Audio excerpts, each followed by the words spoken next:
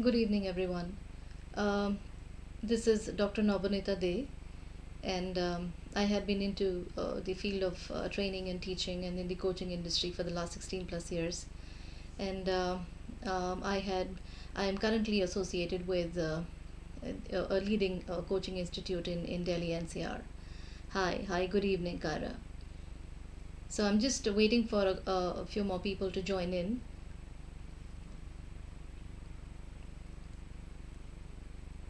And then I can take off from there. So we are doing the statement of purpose today for the people who have cleared the cutoff this year. And hi, Kyra, how are you doing? Very good evening to you. I hope I'm pronouncing your name correctly.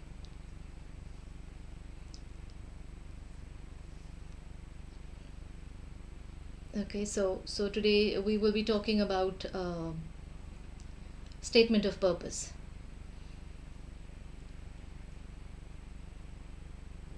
So any idea, Kyra, what a statement of purpose is or can be or should be?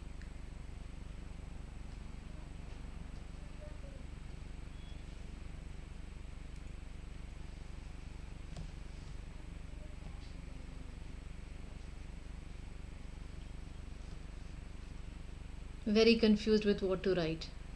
Brilliant. So this is what we will be answering in today's class.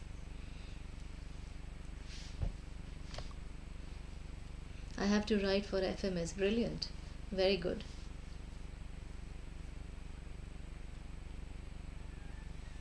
So I'm just waiting for a few more people to join in, and then I can continue from there. Just bear with me for a moment, please.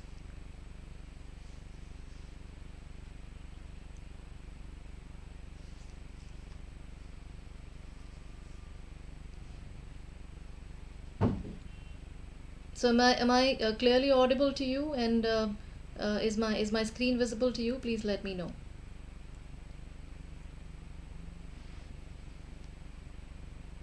Great, great.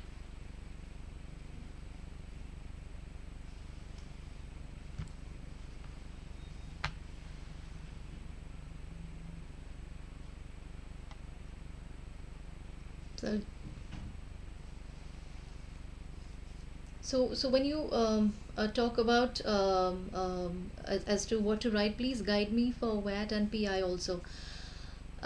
Sure. I if see if you look at the screen, this is my referral code, and this is my username. Okay. So you can go and watch my free live classes, watch my special classes on WAT and PI both. I have taken free sessions there. You can go ahead and watch that. In case you have any specific query about WAT or PI, do let me know.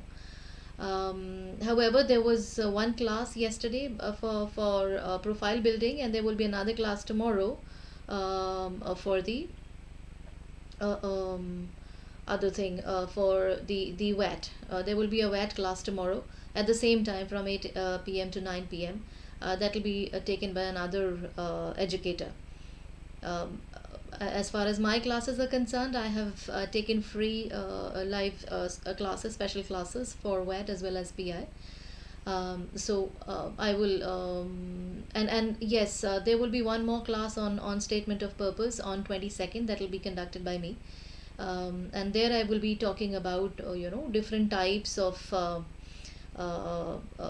SOPs for different types of fields. So for example, marketing or finance or HR or all that stuff. Hi Krishna.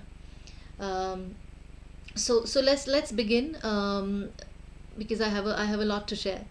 This is a topic which I'm very passionate about. Okay, so moving on to the next this thing.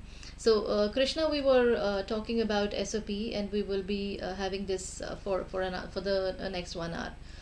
So what exactly is a statement of purpose? So before that, Krishna, you have any clue what a statement of purpose is? Kyra said that she need guidance. What about you?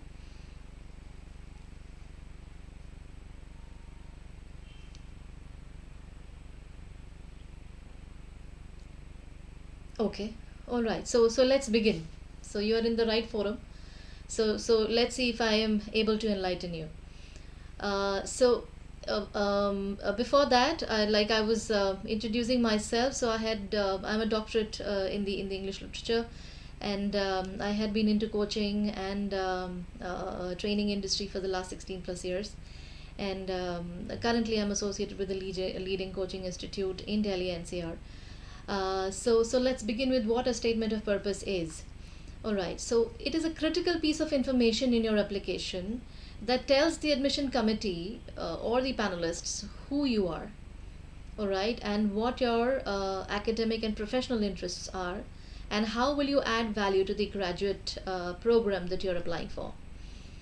Okay, moving on to so it is a strong a piece of information, because it is a story about who you are, what your professional interests are, and it is an insight into your personality, because they already have the hard skills. They want to know the soft skills, so they want to know you as a holistic personality. All right, so you need to pay very close attention to these lines. Here it says, wait, let me choose. So who you are, okay, and your academic interests, okay, and then your professional interests, and how will you add value. Okay, so in this particular session, we will talk about what shall be the format, how shall you organize or arrange the information that you need to discuss, what you should not do. Okay, and I will also share with you a sample SOP which a student has shared with me.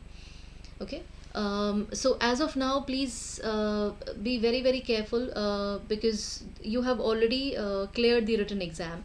Now your selection would be based on your WAT, SOP, and PI.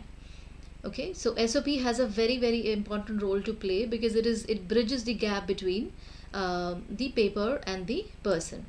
Okay, so what basically are the B schools looking for in a statement of purpose? So they are looking for your professional interests. So I am not talking about your research, because I am given to believe that all of your management aspirants and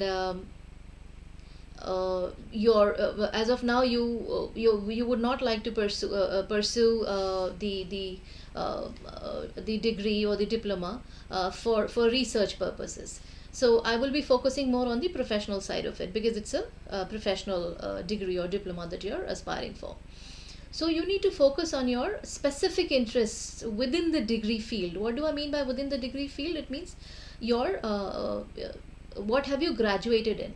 So you need to talk about your specific interest in your area, in your field in which you have graduated, and which skills in that field you are trying to build through the program. So you need to marry your background, your educational background, especially the stream in which you have graduated, with the program that you're trying to pursue. So use specific examples of situation or phenomena that really excite you about the program. The next thing that they want to know is how your background qualifies you. Now what does it mean? So basically they want to know how your background qualifies you to pursue that particular field, or this particular field that you're trying to pursue. How is it related to the education that you're trying to pursue? So describe your undergraduate studies, relevant professional experiences, and any major project you have worked on, etc. So that will help them to bridge the gap. That will help them to reconcile that why you are willing to do what you're willing to do. Then your track record.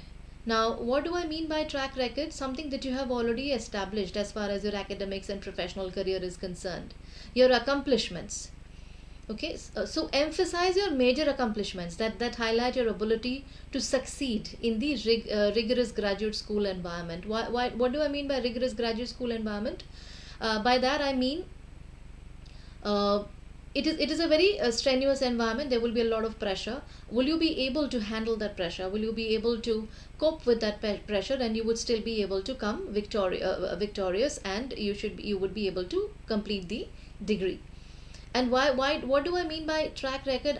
So for example, if there is someone who tells you that, I have already done this, and if someone who tells you that, if you give me a chance, I will do this, whom would you believe? Who would sound more convincing?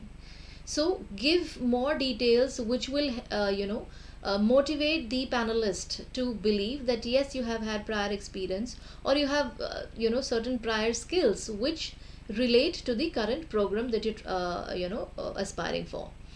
Moving on to what interests you in the program. So demonstrate how you fit into the fabric of the program.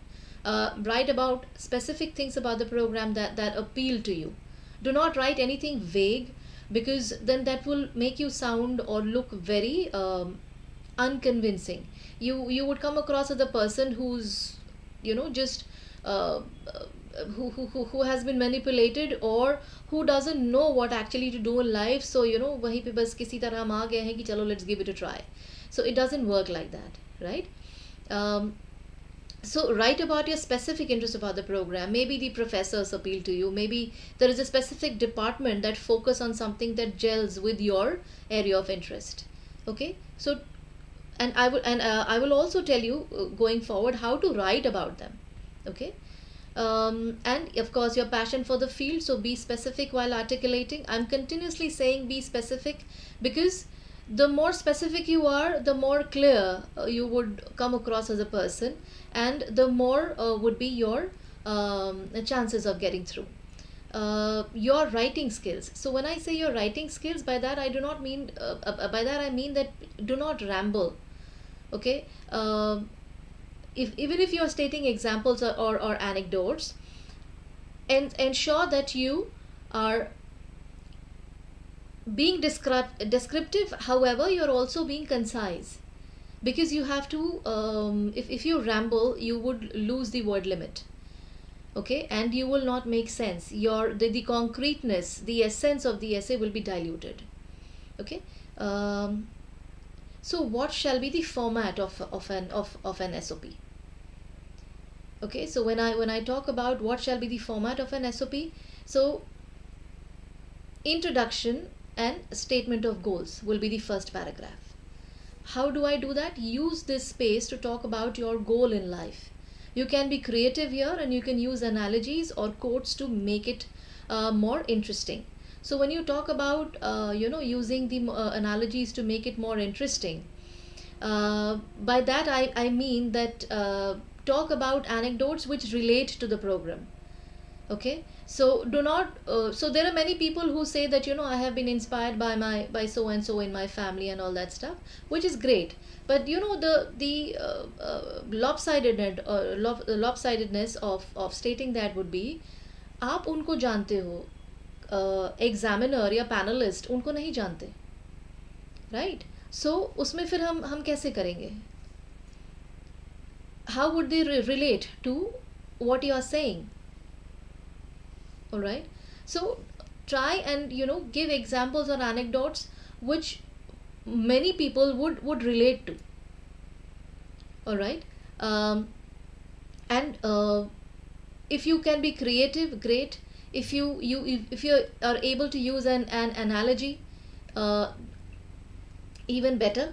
And when you are trying to use a quote, make it very interesting. So do not use anything which has been overtly used over the period of years, and they would lose their essence. They will lose their importance after some time. Okay, so moving on to the next parameter. So ideally an SOP should not be more than 1 to 2 pages. And when you talk about the format, it should be not more than 4 to 5 paragraphs. So you need to arrange your thoughts accordingly. Okay, so when I talk about the first statement, you would talk about the your goal in life. What exactly is it that you want to do in your life? Moving on to career progression. Here, this is the paragraph that you usually use to talk about yourself. What would you tell about yourself? You can start with a brief history about yourself and your career progression, starting from your school to your college. Now, I would want to make one point here, that this is the paragraph that is usually dedicated to your academic pursuits. Now, if you are a working personnel, you can limit your school life and talk more about your college or your profession in this particular paragraph. Okay, and then move on to your work experience in paragraph 3. So I in order to make myself clear, I repeat, we are talking about two things here. One, if you are an academic person, you're a fresher, so you can talk about your academic career from starting from your school to your college. And if you are a working professional, you can divide it into two paragraphs wherein you talk about your academics, and then in the next paragraph you talk about your working experience. And if not, and you are applying directly after graduation, then you divide the paragraph into academic and co-curricular. All right, what so there is a difference between co-curricular and extracurricular. So extracurricular would be something that you are doing over and above your school curriculum, that might be related, might not be related to your curriculum. However, when you talk about co-curricular activities, you that would be something which is, of course, you're doing it over and above your school curriculum, but you but that is also related to your the course that you're studying in your school or your college, which is an additional degree or an additional qualification along with the one that you're already pursuing. Okay, moving on to career progression in the if you mention, it is written not applicable for freshers. So when you say not applicable for freshers, what do I mean by that?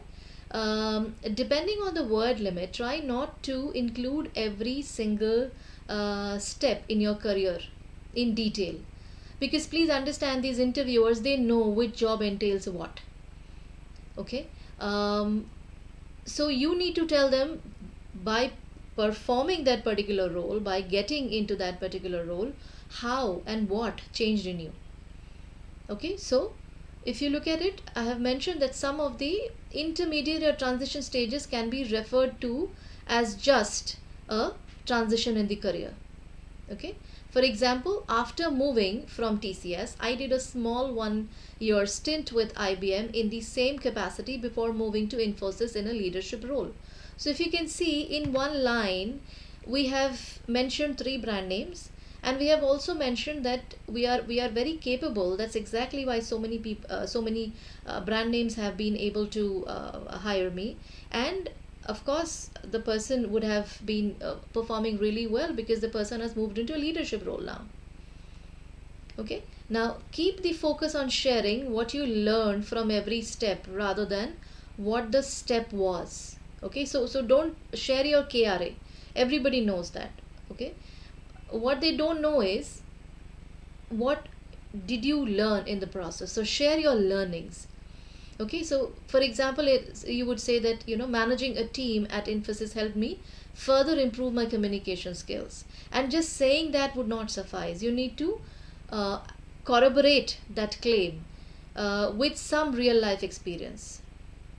So here, that's why it is written, as I handled reporting of 10 engineers working on the same project, I quickly inculcated the habit of instant reporting and feedback. So which means the person developed a hands-on experience in handling multiple people, and also it improved his communication skills, because he said that the person has been giving instant feedback and has been reporting continuously.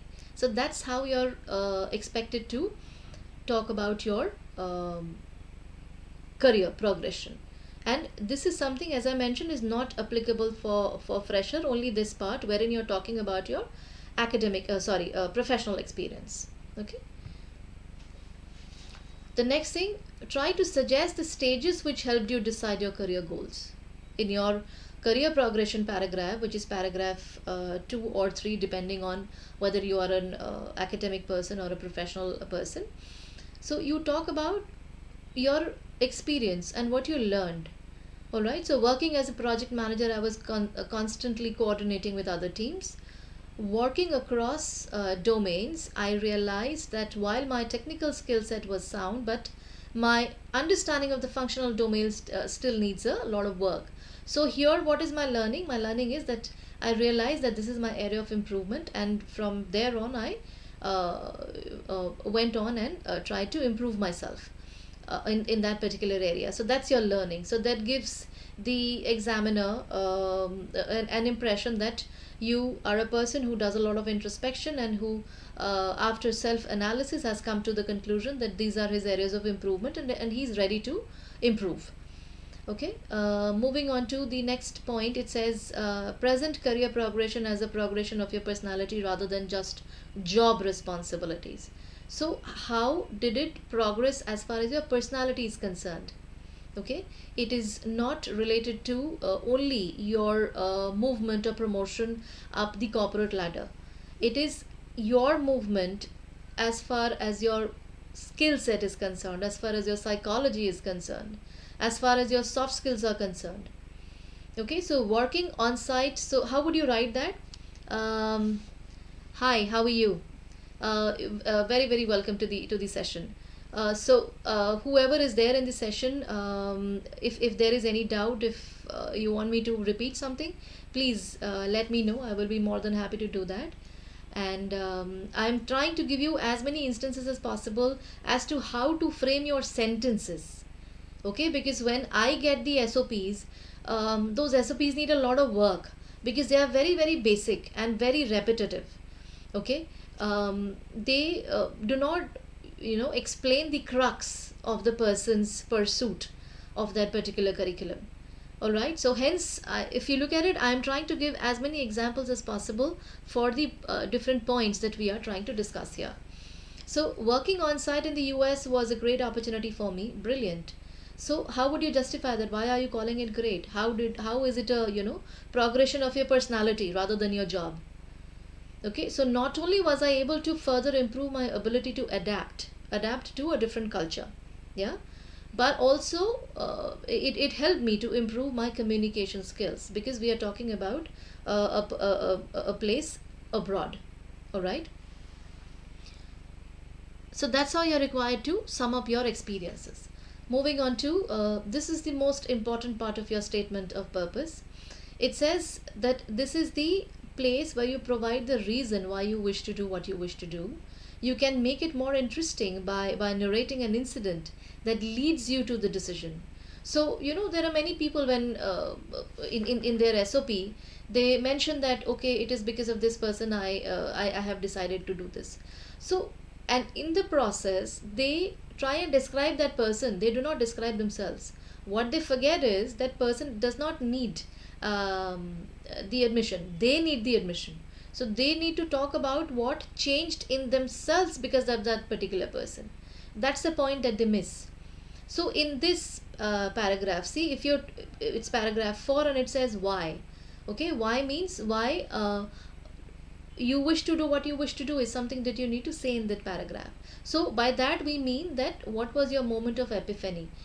When did it strike you that yes, this is what I want to do? How did you realize that it was your calling?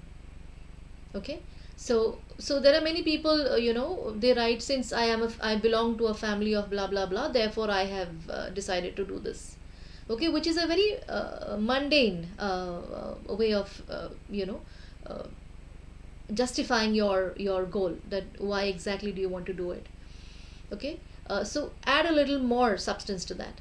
The more emphatic and passionate you are in this paragraph, the better your essay is. So when I say that more emphatic and passionate, emphatic means you're assertive. By assertive I mean you give a lot of evidence. And by when you talk about being passionate, so you talk about your genuine interest in the field. Okay, so the more in-depth analysis you have about the subject, the more knowledge you have about the subject, the better will it be for you to justify an SOP. Fifth one. Now, without this, your SOP is incomplete. So here you in so far you have talked about what you want, what led you to decide, and why you're moving towards this particular course. Now in this particular paragraph, you need to talk about how you plan to achieve your goals. If you wish to get into research, write it. If you are planning to work for a particular organization, mention it. Okay. Or maybe if you want to pursue your family business, go ahead and mention that. Also give time periods. So that's why I said that in your SOPs, mention a quantifiable goal. All right. So in your SOPs, you will talk about, so I intend to work in the industry for 2 years before I start my research program, or before I start my own venture. Okay, so that they know that you have a well thought of future plan. They are looking for clarity in you as an individual, so that going forward you should not come back to them stating that I feel I have made the wrong decision, and therefore I would like to withdraw. Okay, moving on to things to avoid when writing your SOP. Okay, now there are in the beginning of the class only I have mentioned that your statement should not be more than 1000 words in general. Okay, now don't write a complex statement of purpose which does not explain your reason to choose the course, or why you want to study that particular course. Now what do I mean by that?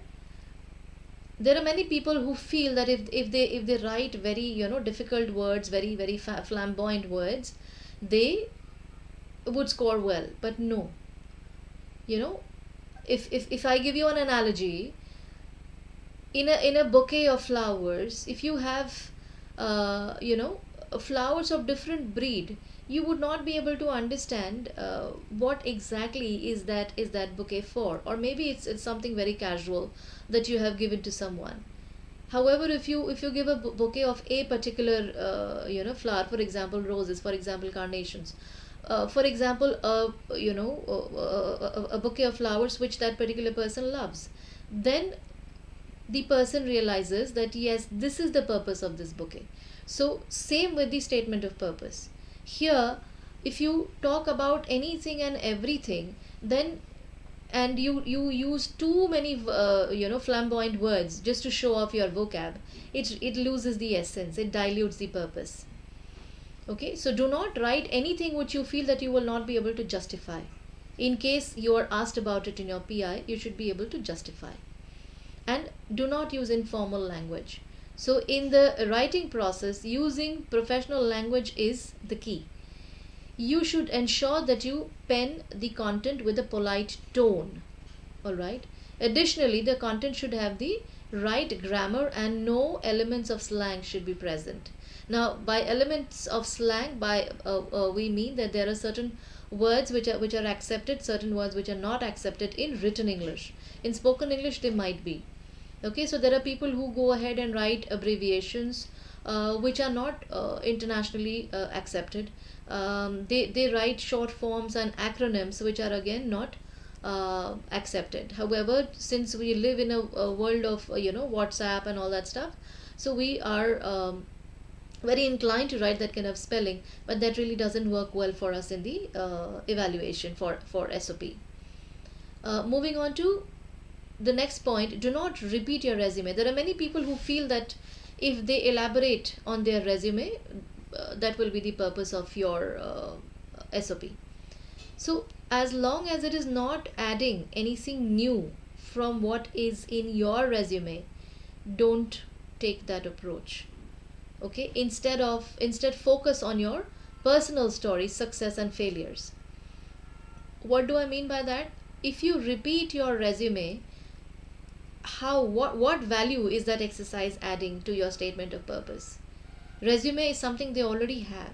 They already know what your academic career has been, what your professional career has been, what your scores have been. So they know. So in your statement of purpose, you need to tell them something which is beyond that. You need to give them a glimpse of you, your personality. Okay, they want a piece of you in the statement of purpose. Okay, and one major thing, do not avoid talking about failures. We have this misconception that if we talk about failures, we will be disqualified, but that's not true. Failure is a part of life. They want to know. So please understand, you will not be penalized if you have failed. Okay, you will be penalized, or it will go against you when you tell them that you failed and you let it go. Okay, they want a person who's normal, who's realistic, who has failed, but the person has learned from that failure and has moved on. Okay, so then they have that feeling that yes, the person will be able to overcome the challenges of failing. Okay, otherwise you have seen so many people who giving up because they failed.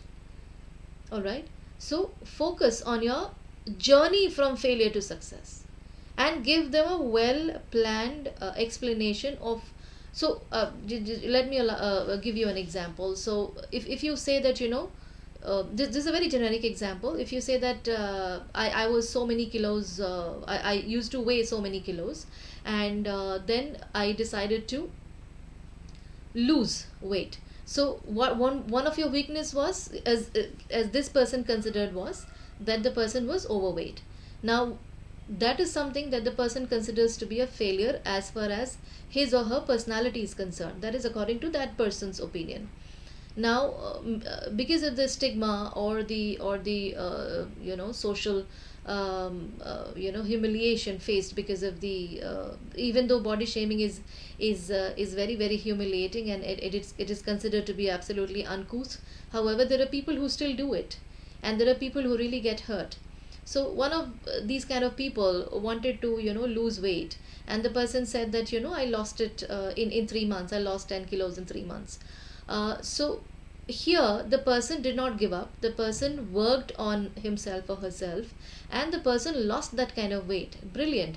Now just saying it doesn't make sense. You need to also enumerate what did you do to lose the weight. So for example, maybe you changed your diet, maybe you exercised more, maybe you did a lifestyle modification. Okay, what all things you gave up. All right, so just few points, so that the person knows that even if you fail for whatever reason, that you will bounce back, and you always have a plan to back yourself up. You do not succumb to failures. That's what they are looking for. The lessons learned from failures, and the lessons executed in real life. Okay, and do not reword a sample SOP or for MBA.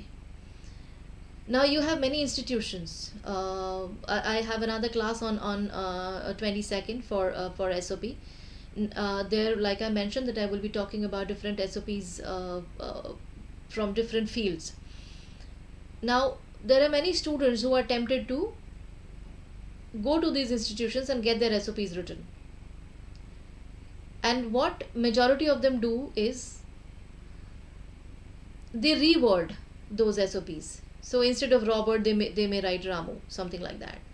But the content more or less remains the same. Now imagine if more than one person goes to the panelist with a similar kind of an SOP. What chances do you have of getting through? Even if you have scored one of the highest percentiles in your CAT examination, you still stand a zero chance of clearing the WET, PI and SOP round. Okay, and one more thing I want to talk to you about is nobody knows you better than you yourself. Why would you need an external help in writing an SOP? You have enough time. You write SOPs, you get them checked, you get them edited and rewrite. So do not it is a humble request that do not go to these institutions, do not go to these platforms where they promise to write a very good SOP. I'm not saying they don't. I'm just saying that they do not echo your feeling. They lack in the parameter of genuinity. That's where I'm coming from. Okay, do not use cliches or jargons or colloquialisms. So there are many people who use the same examples again and again. All right, so that has become cliche. That does not make you look or sound original. So try and find your own examples, own quotations, which appeals to you, with which you resonate. Okay, and therefore stick to what you know, and not what others have motivated you to write. And don't include information that doesn't support your thesis. Okay, just because somebody has told you, अरे ये लिख दो, ये बहुत ही सुंदर लगेगा, तुम्हारा तो बिल्कुल बहुत अच्छे मार्क्स आएंगे, बहुत अच्छे इंप्रेशन तुम्हारा बनेगा. So don't do that unless and until you believe in it. Don't write it. Why? Because you will not be able to justify it if you are questioned on it. Okay. So before writing an SOP, what all questions you should ask yourself? Because when writing your statement of purpose, not only describe why the program is a good fit for you, you also need to mention why you are a good fit for the program. Okay, so in the SOP you should not write why you want to get into that particular college. You should also write why should that college take you. Okay, so why do I want this degree? What are my expectations from this degree? Are you clear on that? Just analyze these questions in your mind. What courses of our program features excite me the most? Okay, what courses or the features of the program excite you the most? Because they will ask you. Okay, where do I want this degree to take me professionally and personally? So there are people who mention that they have a family business, and by getting an MBA is, for example, into marketing, they would like to venture into the international market. They would like to know the nuances of marketing in the real life. So that's pretty great, because they know why they are doing what they are doing. There are people who say that I want to start up my own venture and I want to create more job opportunities. Okay, so what I want to say is, do not write those fancy lines by saying that, oh, by doing this I want to change the world. You can't. All right, nobody can. But yes, you can definitely make a difference with your efforts. How will my unique professional and personal experience add value to the program? So different students come from different walks of life. Okay, and find out what skill or what talent or what exposure you have which relates to the program that you are signing up for, and how will it contribute or add value to the program. Okay, think on these lines. So in the next few slides I will be talking about how to approach these questions. So why do I want this degree? I want this degree because blah blah blah, and give a quantifiable story. Okay, I want this degree because I want to do this in these many months or these many years. During my study in your college I want to establish this and learn this, and then after that I have planned for maybe going abroad, or planned my own venture, or I want to join the industry, I want to work for this particular corporate setup, or maybe I would join the family business, anything. Okay, maybe I would like to start my own online portal. Okay, so write a compelling but quantifiable story. Now what do I mean by compelling but quantifiable? As I mentioned you with examples, you give time periods, and so there are some people who say that, okay, after completing this I will become the CEO of a company. That's a little far-fetched. Okay, unless and until you are the founder of the company, right after an MBA, it will be difficult for anybody to become a CEO right out of the management college. Okay, so provide insight into what drives you, whether that's personal advancement, professional growth, or both. So all of us know that engineering plus an MBA combination is a very successful combination, and usually these people get a very high package. Okay, because it helps them to bridge between what they have learned in their engineering years, and that they have, so this management degree or diploma helps them to execute that in the real life in business, because no matter whatever degree or diploma you have in your engineering field, or maybe you're a lawyer, maybe you're a doctor, so whatever different fields that you have studied in, you cannot work in isolation, right? You need to work with people. And there are people who feel that if they have these management nuances of moving up the corporate ladder, or maybe improving their own personality, their confidence, their communication, to further their career. So there are many reasons why people do an MBA. So mention what drives you. Okay, so you talk about what drives you as a whole. Okay, and maybe you want to understand the business from within. All right, so moving on to the next point, you can make it more interesting by narrating an incident that led you to the decision, or a turning point in your life. Okay, so as far as your management career is concerned, so for example, if you say that you found a sea change maybe in your friend, or somebody in your family, after doing this particular curriculum from this particular college, and you have met the alumni of that particular college, and you have seen that they have a very different thought process altogether. They're culturally, intellectually much more desirable, admirable, and much more inspiring. So that's exactly why you thought that maybe it will be a good step to go ahead and get educated, and in that particular field, so that you also enjoy a better life. um, for the next point, your SOP should not sound like a thesis. Okay, while writing a compelling story about yourself, make sure that it is not only qualitative but also quantitative. I'm continuously emphasizing on this, that do not only make it qualitative, do not make it sound fancy, make it sound executable also. Okay, there should be a credible timeline in place when discussing your life story. Okay, again, the next thing that the colleges want to know, or you should answer yourself, why do you want to study at this particular college? Is your experience, if you're an experienced personnel, is your experience related to your choice of degree? If you are already experienced, then what additional skills are you planning to gain from this particular degree? Okay, so be prepared with these answers, and your statement of purpose should exhibit this, even without being asked. Okay, so demonstrate your interest in the school by adding the unique features of the program that interest you the most.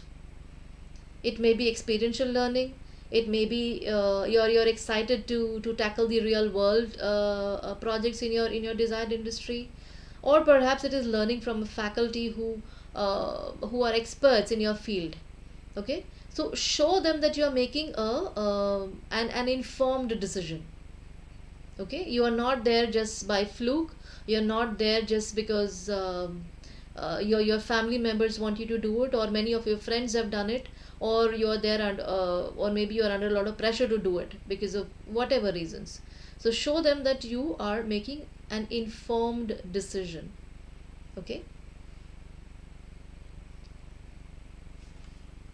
also, how do you stand out of the crowd? Because there will be n number of people who will be there for that particular course. So how are you distinguishable from that entire crowd? Okay, uh, so what specific skills do you bring to the table? So use concrete examples from your life experiences to support your thesis and distinguish yourself from other applicants. So maybe you have done some social work, or you have volunteered for service. So for example, you have volunteered for Teach India, or you have taught underprivileged children under some program, or maybe you work for maybe you have volunteered for any kind of NGOs. Mention that. Okay, because they want a well-rounded personality. They want a person who is multifaceted. Okay, would not, I mean, gone are those days when, they used to value only those people who are very, very highly academically enriched. Okay, so if you have been involved in a leadership role or community service in the past, it would be nice to, mention here when you are trying to talk about what you bring to the table. Why? So here we are trying to answer why should they give you the particular seat that you're asking for, that you're applying for. Okay, give reasons, provide enough reasons why you wish to pursue higher studies in that particular field that you've applied for. Okay, so just don't say that, from my childhood I have always wanted this. Okay, sorry, that is not a, credible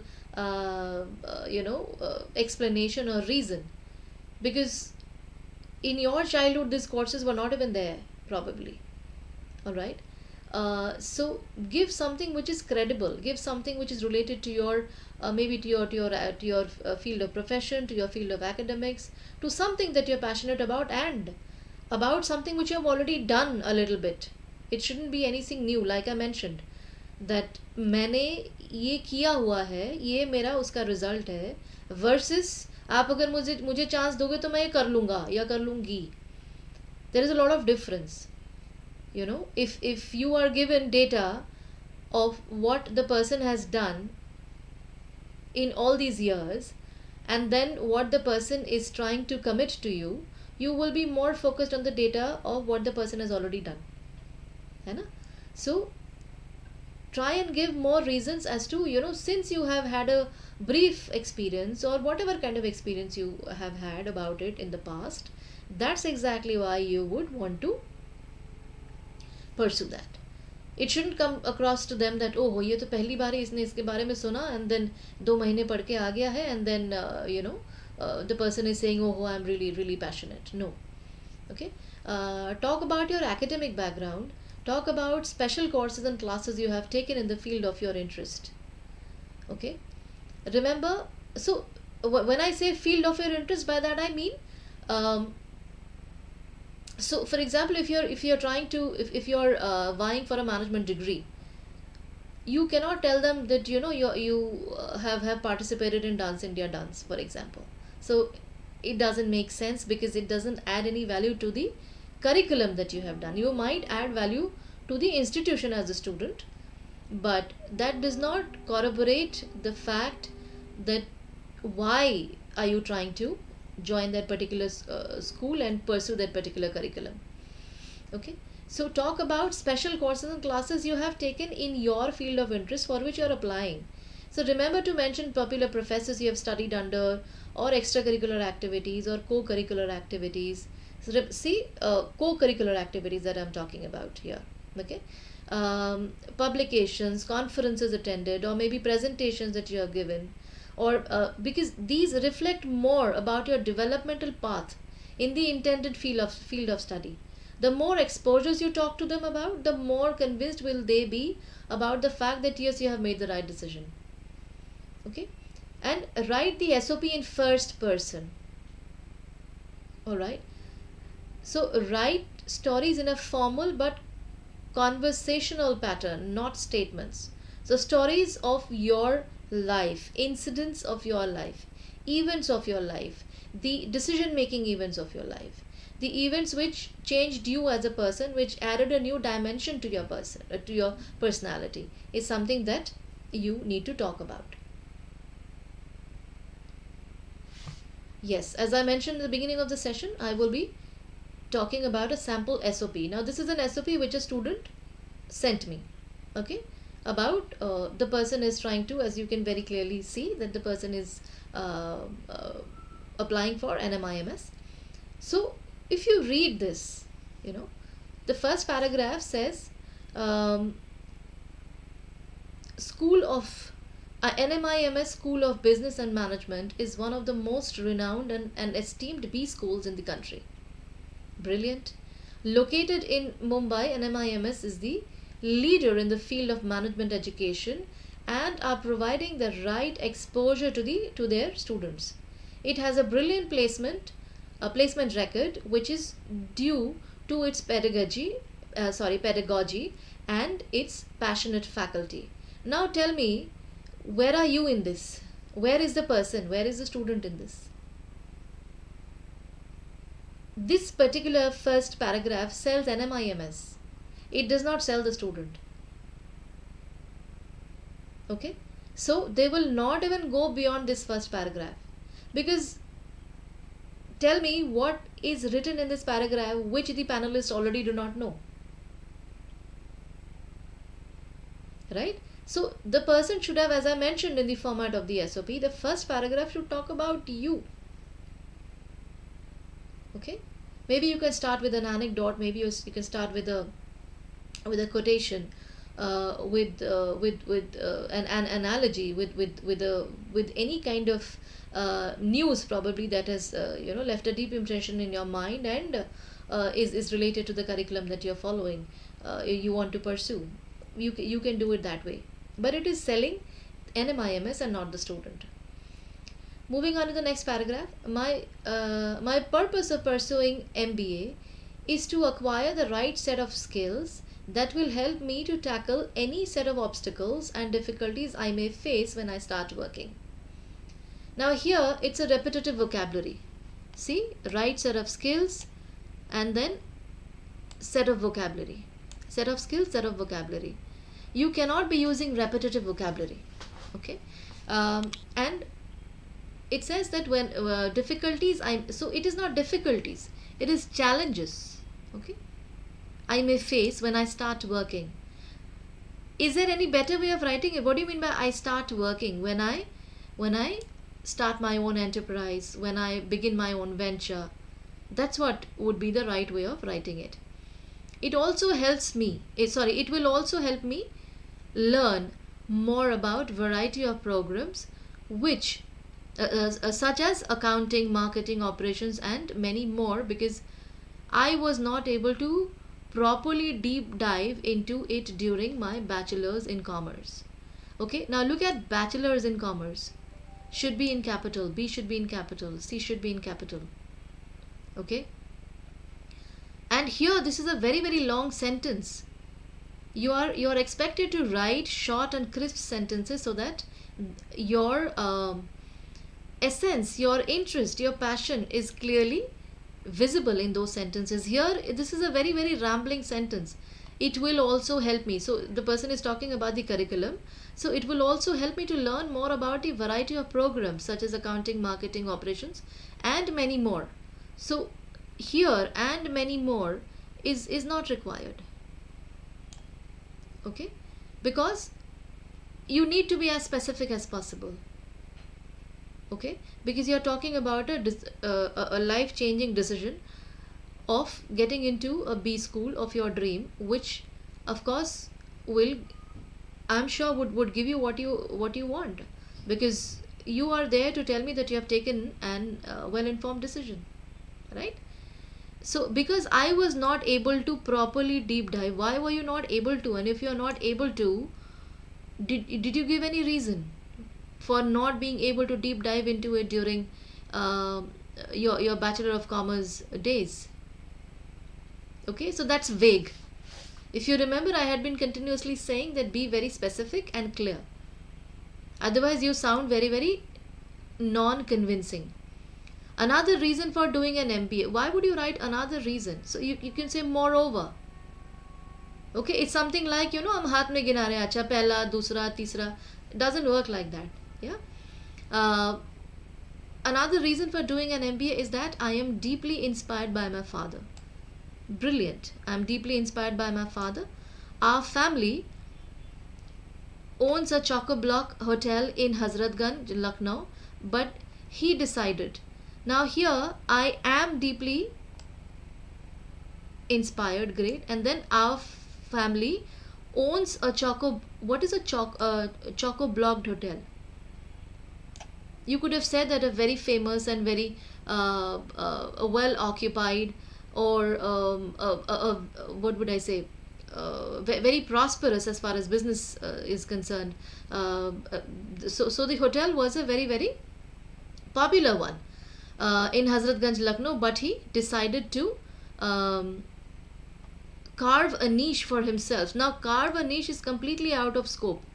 Probably इन्होंने कहीं से सुना होगा, उन्होंने सोचा कि मैं use कर लूँ तो यूज़ कर लिया, but it is not adding any value to it. Okay, for himself by moving to Gurgaon.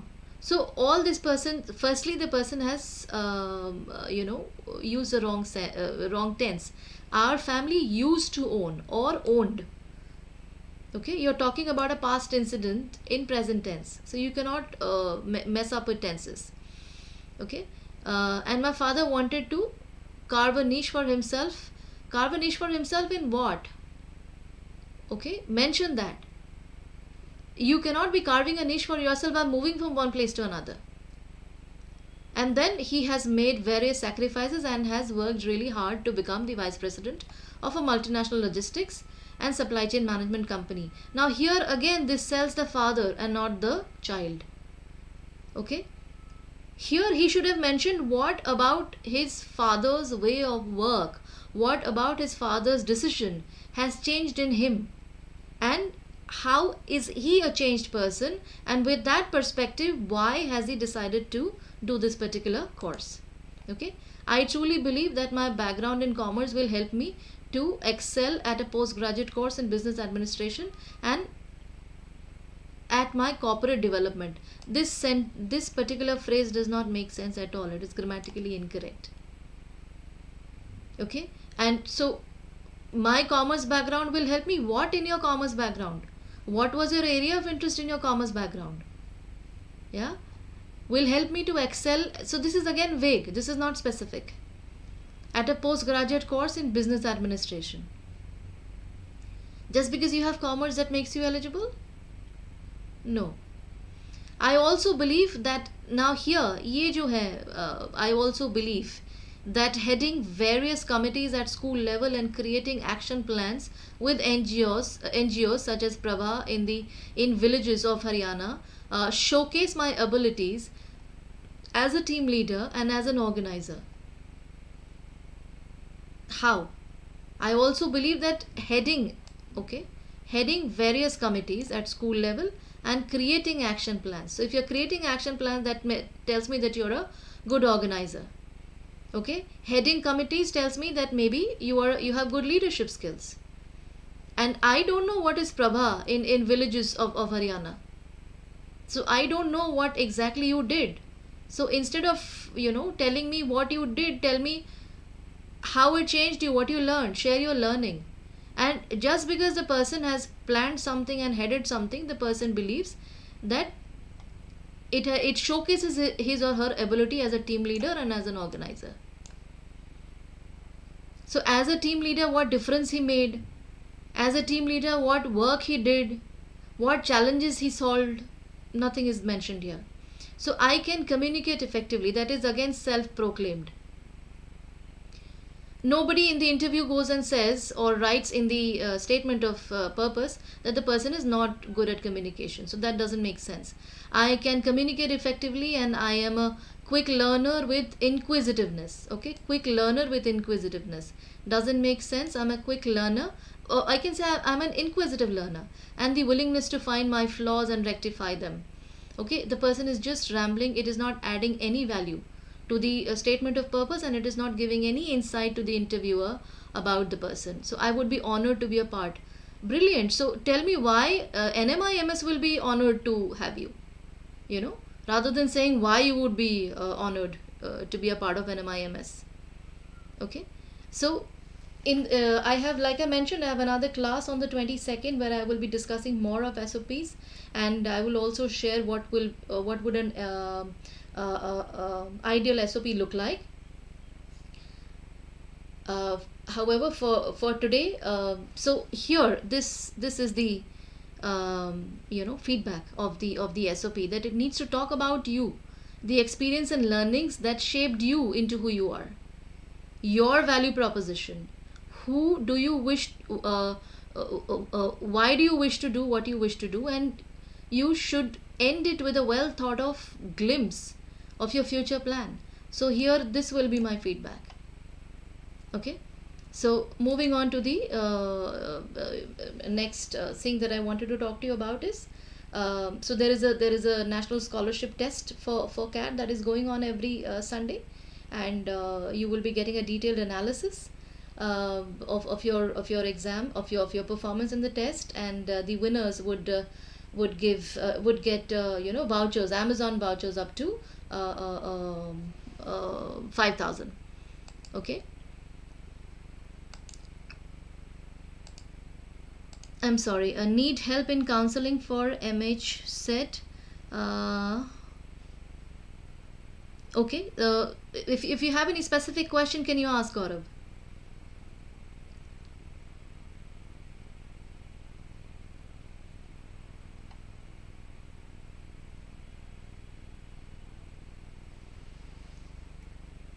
Anybody in the forum? If you have any specific question, you can ask.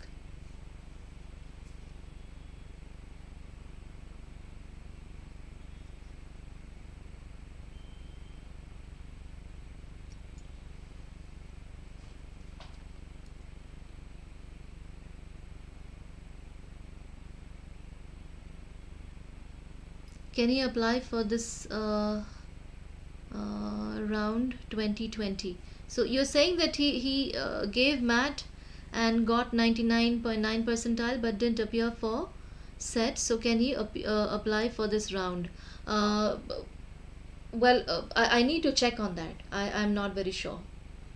I can check and get back to you on that. However, if you have any question as far as the SOP is concerned, we'll be more than happy to answer.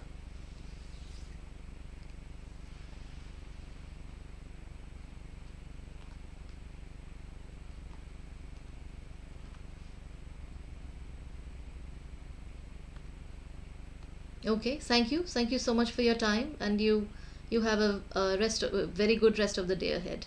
Good night.